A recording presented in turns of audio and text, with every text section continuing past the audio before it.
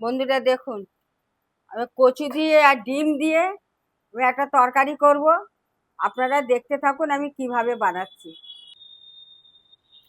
ডিমটা এখন আমি সেদ্ধ বসিয়ে দিলাম।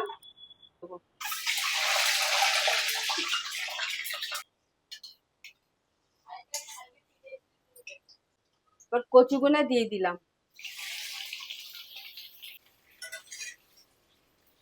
সেটা আমার তেলে নাড়া হয়ে গেছে, হালকা করে ভেজে নিলাম। তেল দিলাম কড়াতে, জিরে লঙ্কা ফোড়ন দিয়ে দিলাম, পেঁয়াজ দিয়ে দিলাম।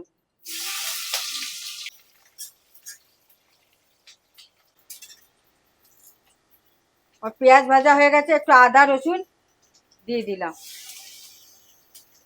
হলুদ গুঁড়ো দিয়ে দিলাম পরিমাণ মতো, লঙ্কা গুঁড়ো দিয়ে দিলাম,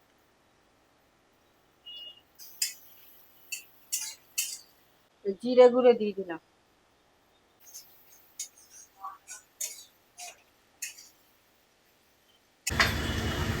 কচুগুলো ঢেলে দিলাম।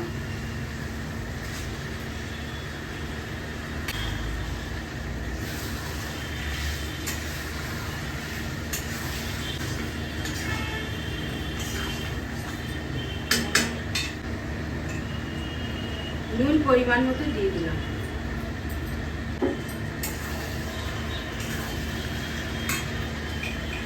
অল্প একটু জল দেবো।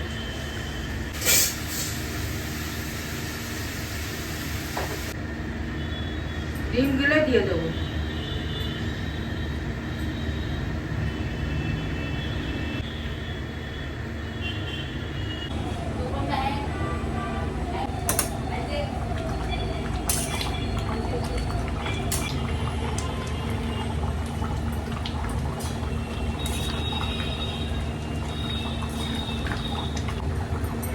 দেখুন, তরকারিটা আমার হয়ে গেছে।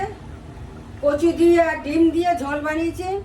আপনারা তো দেখলেন কিভাবে বানালাম, আপনারা এইভাবে বানিয়ে খেয়ে দেখবেন, খুব ভালো লাগবে।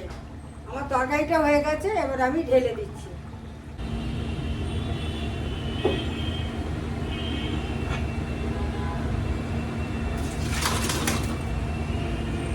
সুন্দর হয়েছে, আপনারা দেখুন, খুব সুন্দর তরকারি হয়েছে। আপনারা এইভাবে বানিয়ে খাবেন, দেখবেন খুব ভালো লাগবে।